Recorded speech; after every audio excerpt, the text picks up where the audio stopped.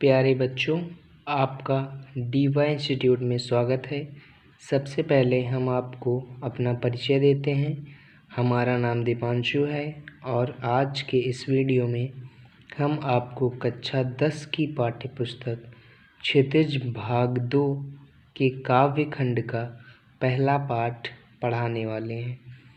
आपका पहला पाठ है सूरदास के पद।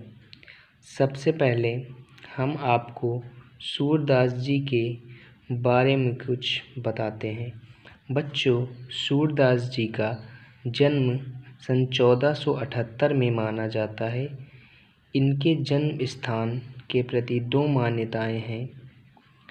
एक मान्यता के अनुसार उनका जन्म मथुरा के निकट रेणुका क्षेत्र में हुआ, जबकि दूसरी मान्यता के अनुसार उनका जन्म स्थान दिल्ली के पास सीही माना जाता है। वे मथुरा और वृंदावन के बीच गऊ घाट पर रहते थे और श्रीनाथ जी के मंदिर में भजन कीर्तन करते थे। सन 1583 में पारसौली में उनका निधन हुआ। उनके 3 ग्रंथों सूरसागर, साहित्य लहरी और सूरसारावली में सूरसागर ही सर्वाधिक लोकप्रिय हुआ। सूरसागर का कुछ अंश इस पाठ में हम पढ़ेंगे।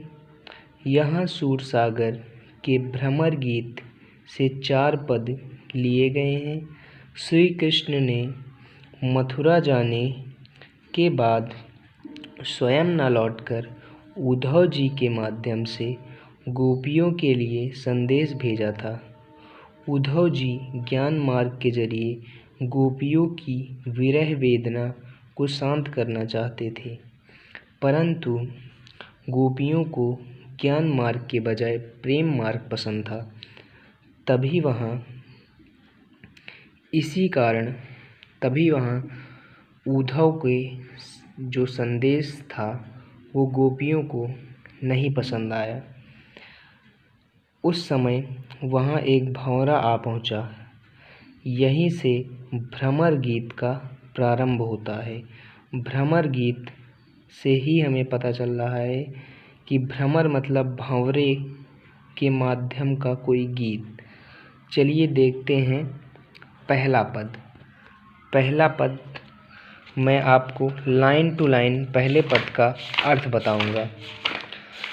आप अपनी नोटबुक निकाल लीजिए और जैसे जैसे मैं आपको एक एक लाइन का अर्थ बताता जा रहा हूँ, वैसे वैसे आप एक नोटबुक में लिखते जाइए, जिससे आपको बाद में समझने में आसानी होगी। चलिए मैं आपको पहली लाइन पढ़ के उसका अर्थ बताता हूँ। उद्धव तुम हो अति बड़भागी। उद्धव तुम हो अति बड़भागी। गोपियाँ उद्धव को व्यंग्य करते हुए कहती हैं। गोपियाँ उद्धव जी को व्यंग्य करते हुए कहती हैं, हे उद्धव तुम बड़े मतलब बहुत भाग्यवान हो। हे उद्धव तुम बहुत भाग्यवान हो। बड़भागी मतलब भाग्यवान। अपरस रहत स्नेह तगाते नाहिन मन अनुरागी। अपरस रहत स्नेह तगाते नाहिन मन अनुरागी। जो अभी तक श्री कृष्ण के साथ रहते हुए भी उनके प्रेम के बंधन से अछूते रहे हो, और ना ही तुम्हारे मन में श्री कृष्ण के प्रति प्रेम भाव उत्पन्न हुआ है। और ना ही तुम्हारे मन में श्री कृष्ण के प्रति प्रेम भाव उत्पन्न हुआ है। पुरहिन पात रहत जल भीतर तारस देह न दागी।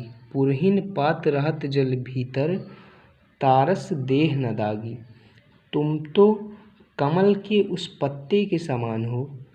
तुम तो कमल के उस पत्ते के समान हो, जो जल के अंदर रहते हुए भी दाग धब्बों से अछूता रहता है। जो जल के अंदर रहते हुए भी दाग धब्बों से अछूता रहता है। जो जल के अंदर रहते हुए भी दाग धब्बों से अछूता रहता है। जोजल माह तेल की गागरी, जोजल माह तेल की गागरी, बूंद न ताको लागी, बूंद न ताको लागी। या जिस प्रकार जल की मटकी में तेल की बूंद अपने ऊपर जल का प्रभाव नहीं आने देती, या जिस प्रकार जल के अंदर डूबी मटकी तेल की बूंद अपने ऊपर जल का प्रभाव नहीं आने देती। आगे देखिए, प्रीति नदी में पाँव न बोर्यो, दृष्टि न रूप परागी। प्रीति नदी में पाँव न बोर्यो, दृष्टि न रूप परागी।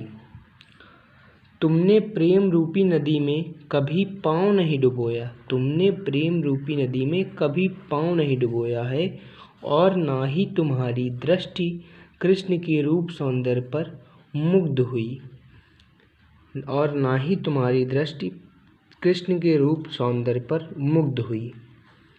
आगे देखिए, सूरदास अबला हम भोरी, सूरदास अबला हम भोरी, गुर चाटी जो पागी।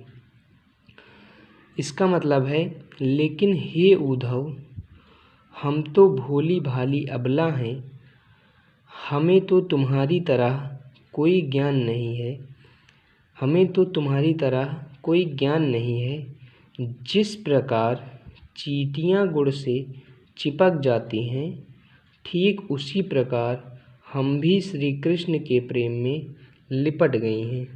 लास्ट लाइन देखिए, गुड़ चाटी जो पागी का मतलब है, जिस प्रकार चींटियाँ गुड़ से चिपक जाती हैं, ठीक उसी प्रकार हम भी श्री कृष्ण के प्रेम में लिपट गई हैं। चलिए दूसरा पद देखते हैं।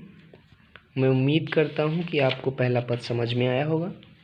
चलिए बच्चों, दूसरा पद देखते हैं।